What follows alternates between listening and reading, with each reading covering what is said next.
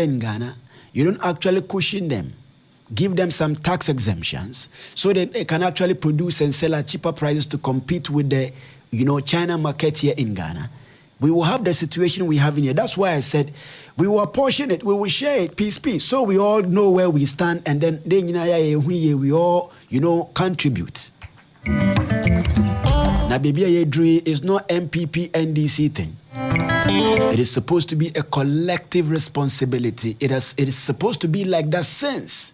But because of MPP NDC madness, they don't campaign with reality. They know very well the fault is not that of the president sitting down there, but they will say it's his fault. They know very well that it's a collective responsibility. They knew very well that it wasn't, a sole responsibility of an individual, but a collective responsibility. But they tell you, no, man, it's him. Today, we are playing the same politics with you and you are angry. Today, you call a minister an incompetent minister and he's angry. But we were calling the president an incompetent president, comfortably calling it, comfortably using it with no, stress. Today, a minister. When I say common minister, I'm comparing a minister to the position of a president, the presidency. Kojo Opon Nkrumah, the Minister of Information, was referred to as an incompetent minister. He got angry. He lost it. He got angry. He said, don't call me incompetent minister. Don't call me that. He got angry. It's about time we drop this, drag him down, this MPP, NDC, pull him down thing. That is what is mushing us up. They know very well they have no regulation over the dollar. They have no control over the fuel prices, but they will do politics with it. They will confuse you and I to join them, do politics with it. Today, how much is petrol? How much is diesel? But they want you to believe in their excuses. They want you to understand their excuses, accept their excuses, but they never wanted to accept the excuses of the next man. He had an excuse too, but we didn't want to listen to his excuses. Today, you are presenting us excuses and you want us to take it. We closed down our own banks. Today, the only private bank we have in Ghana is one. We have one private bank in Ghana. The rest are foreign banks. It is contributing to what is happening to our city. It is contributing to what is happening to our economy today. You kill your businesses to make way for foreign businesses to take over. Like Pierre Lumumba said, we own nothing. And he says poly. Poly is a term from his country. We own nothing. Nothing is ours in this country. We own nothing. Even goldfields is not ours. Even Ashanti gold is not ours. We sell all the shells and then we sit down there holding nothing. We have nothing, own nothing. And we have iron ore and people are jubilating that, yo man, now Ghana has iron ore.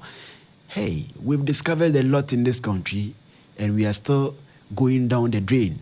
We are not even staying at the same point. We are going backwards each and every time. So anytime you mention a discovery, some of us get angry.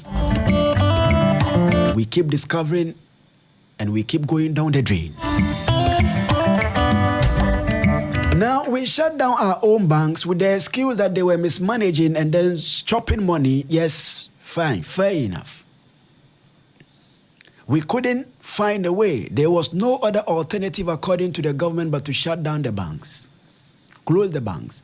And you hear the money they use in cleaning up the shutdown of the banks. I mean, the money they used in shutting down the banks in the name of cleaning the banking sector. And the money needed for them to revive and then sustain those banks, ridiculous, very ridiculous, extremely ridiculous. Today, we have banks here in Ghana who are doing business and the profit they take to their country. You don't expect them to keep the profit here, do you? They came to do business, and when they make profit, they will take it to their country. When you go to Accra to hustle, and you make money in Accra, what do? You take it back to your hometown. After all, you are not an Accra person. Am I lying? Those of you hustling in America, London, UK, when you hustle and you make the money, what do? You come to build mansions here in Ghana, and you are called Boga. You're happy. I have fans now, Beji. Baby, I wanted their own team in fans. Same applies to these businesses. when you kill your businesses and make way for foreign businesses to thrive in your country, when they make the money, make the profit, they will take to their country and receive the glory. Too much pressure upon our currency. Too much pressure upon the economy. Nothing works. Let me tell you about the story of Prince Kofi Amoabeng. One of the co-founders of the UT Bank. Like I said, I've told you the story before. I'm only telling you again because we are where we are because of some of these actions. These ill political actions.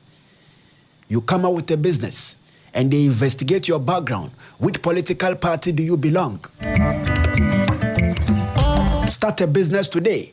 They will investigate your background and find out the political party you belong to.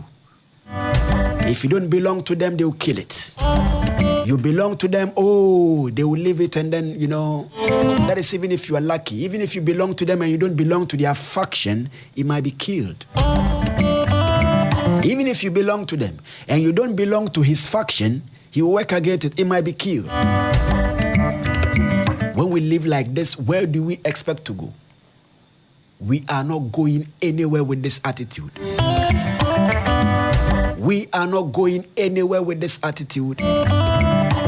He was born, Prince Kofi Amoabeng, he was born on the February 22nd, 1952.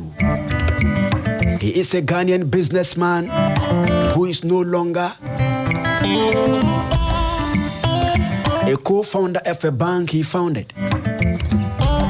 But he might still be a businessman. He's still a businessman because for someone like Prince Kofi Amoabeng, he will be smart enough not to disclose his businesses. When Jimmy, I know he's not poor. He's not poor. No, he still has his money. He is living comfortably. He does business, but he will not disclose his business to you and I again. So in Jimmy, that is why in Ghana, rich people hide their money. In Ghana, have you ever heard somebody disclose his asset and then you can actually measure and say this is the richest person? We don't know the richest person in Ghana. No statistics to show the richest person in Ghana. They hide their money. They will show you small and hide the rest because we are wicked. Show them their money and they will kill it. They will mash up everything in the twinkle of an eye. We know how to destroy.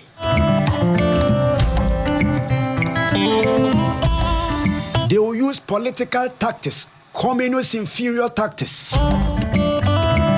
They will come in with some communist inferior tactics fashion and kill it within the twinkle of an eye. So people have money in this country, but they hide the money. They want to do good with the money, but they fear when they come out to do good with the money and people know they have the money, they will kill the money.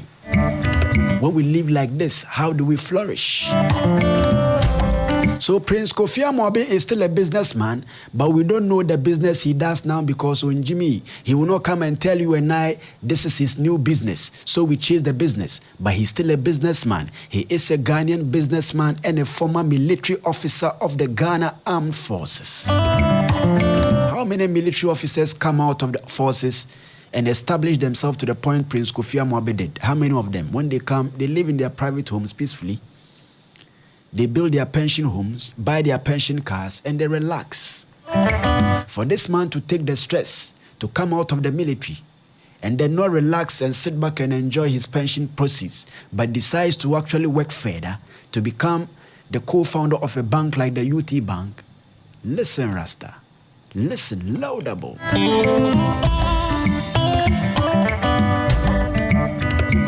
But see, one falls at a point in time. At a point in time, you stumble and fall. Acts, they will tell you, even the rich people, there are times they wake up and they have to resort to accounts they never intend to resort to make a living because things have gone, they never expected things to go. So in business, at a point in time, you trip and you fall.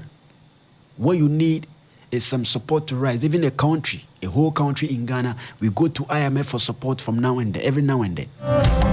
We go to IMF for support every now and then. As I speak, we've run back to the very IMFs we said it was wrong to go. We all criticize. Even still today, if you ask me as a Pan-Africanist, I will tell you it doesn't make sense to keep going back to IMF to restructure, keep us in shape all the time. It doesn't make sense. And when they raised it, we supported it because it made sense. When they are in opposition, they speak sense. The reason, if you pay attention to me, Haruna, I am always on the side of the opposition because opposition makes a lot of sense. If you pay attention to me, I am almost always on the side of opposition. That is because opposition makes a lot of sense. When they are in opposition, they speak sense. But give them the power, they begin to mess up. May you and I never mess up when we have the opportunity to grab what we prayed, toiled, and begged for. May you and I, may us, may we never mess up when we have the opportunity to grab what we prayed, toiled, and begged for. When the power is not in their hands, they speak a lot of sense. But when they have the power, you wonder where the sense go.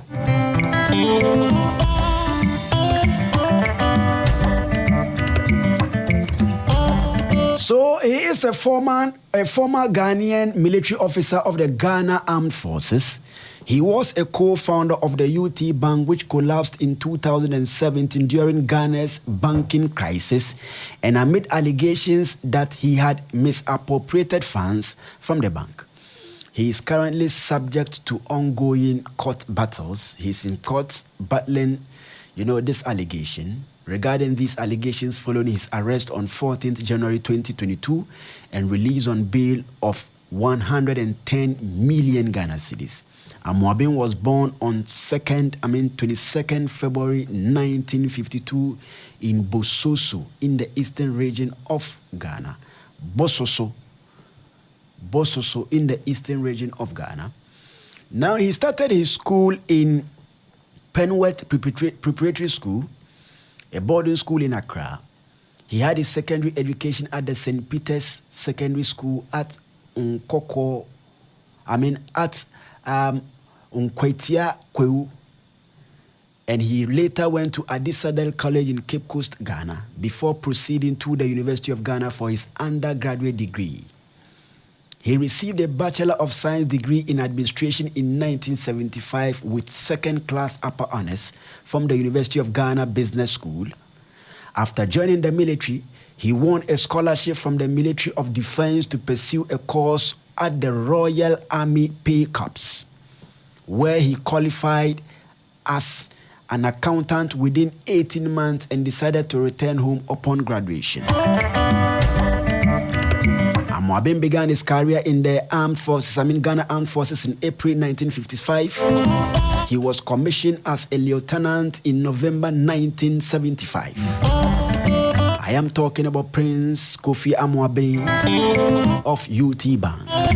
He has a lot of awards.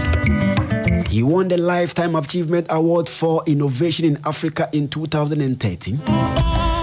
He won the Johnny Walker Giant in 2012, a global Walk with Giants campaign.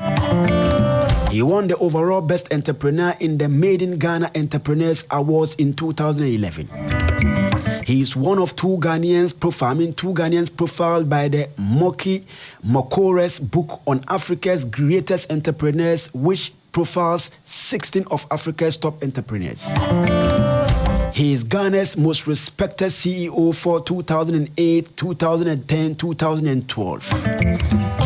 He has won the national honors for an Order of the Star of the Volta Officers Division presented by then President of Ghana in 2008. He has won the CIMG Marketing Man of the Year in 2006. Today we render him useless. We kill all of this potential. We've sent him back to retire him by force.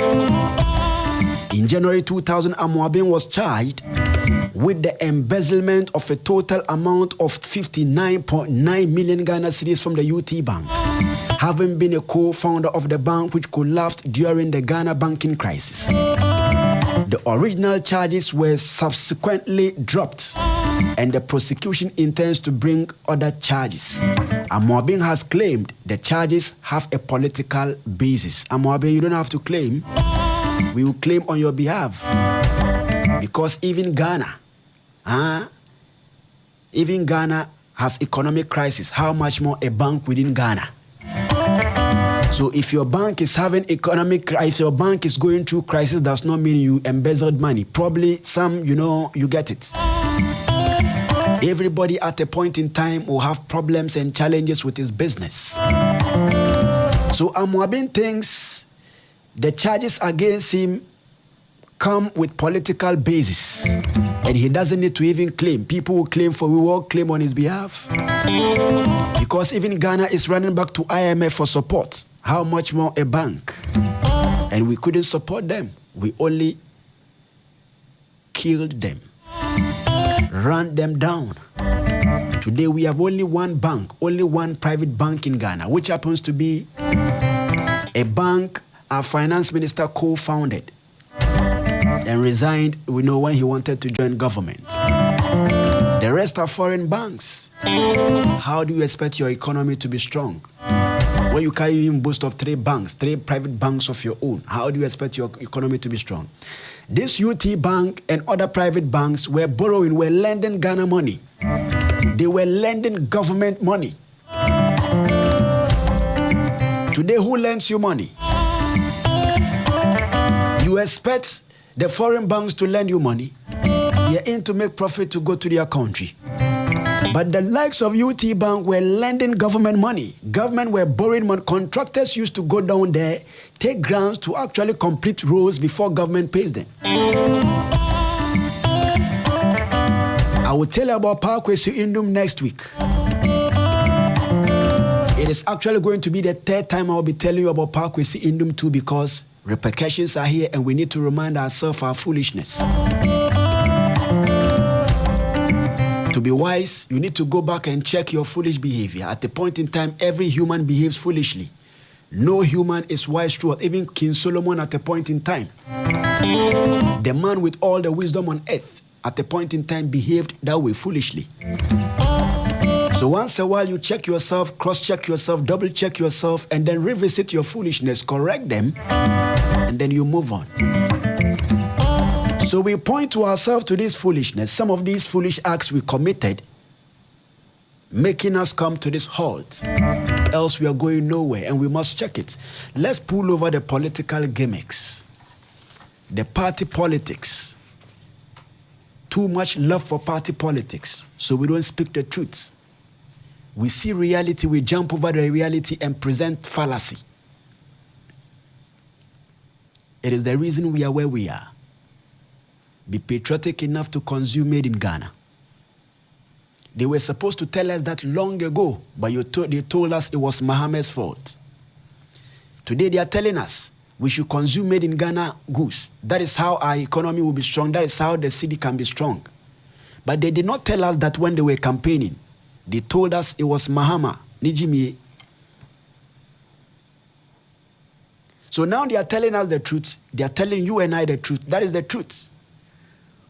To strengthen your economy, and you heard P.L. Lumumba, you must own things in your country. You must produce things in your country. Kente no yenshe, fugu no yenshe, kaftan no yenshe. Monso amoton kaftans, monso amopampam kaftans. Monso amotonton fugu, mopumpam fugu.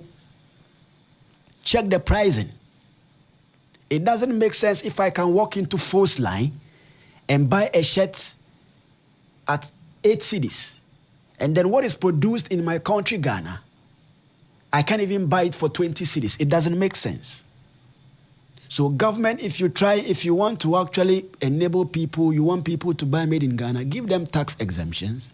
You put taxes on them, it becomes expensive to produce in this country. So when they money to produce, they can't run at a loss, they can't sell at a loss. They will actually want to break even or make profit. And that is how come prices go so high, escalate, skyrocket when you want to purchase made in Ghana goods. If you want to promote made in Ghana products, give them tax exemptions. Days ago, the GRA was in town, closing shops. They were here at the mall, closing shops, locking up people. But yesterday, the monies we pay to them, we see nothing. They do nothing with it. Few days ago, I was at the market circle fighting with those taking monies for parking. Even the lines they mark for us to park at the market circle, the lines now paper, but they take money from you when you park. What are you taking the money for? I was in a heated argument with a lady a few days ago at the market circle. After struggling to park without seeing exactly where to park, she came asking me to pay 50 pesos. Even the paint you used to mark for me to park, so you take the money, the paint to now paper, but you take the money all the time. What do you use the goddamn money for? So when you take the money from the people, let them see the money in action. Else, when they have to pay the money, they feel pain in them. GRA, let us see the money. What you use the money for? Account for the money. Then when people are paying the taxes, they know they are paying for good cause. Those of you at Market Circle taking money, parking fee. Paint to coin so baby I parking our paper. Paint ne ya he. When they park, you rush to come and take money, but they can't even see where to park because the paint, the markings are wiped away. The markings, you can't even see the markings, but you take the money all the time. 4 minutes after 8, we're live on Y97.9. That draws the curtains down here at the history segment. The history segment is actually a journey. We take off and we don't have no landing. So yes, when I say at the history segment, I mean the journey here. Next week we'll come back and tell another story of a great persona, a great personality to inspire the younger generation. Don't give up. Prince Amoabeng never gave up. After retiring, most military people, like I said, will sit home and enjoy their pension money. But he retired. Look at the stress in the military. He retired and he ventures into business, banking, to establish a bank like UT Bank as a retired officer. And we couldn't even support him to leave that legacy, but to kill that legacy. God have mercy.